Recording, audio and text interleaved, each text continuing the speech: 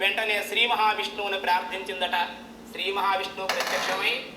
అమ్మ నీకేం కావాలి అని చెప్పి అడిగేసరికి, అయ్యా ఏమీ లేదు,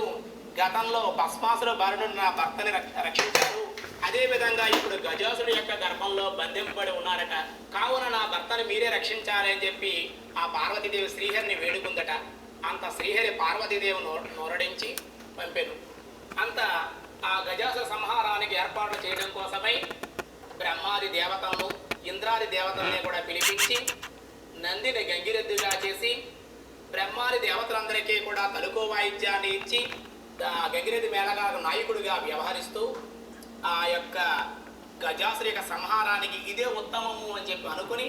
వాళ్ళు ఆ గజాసురి యొక్క రాజ్యంలోకి ప్రవేశించారు. ఆ రాజ్యంలోకి ప్రవేశించి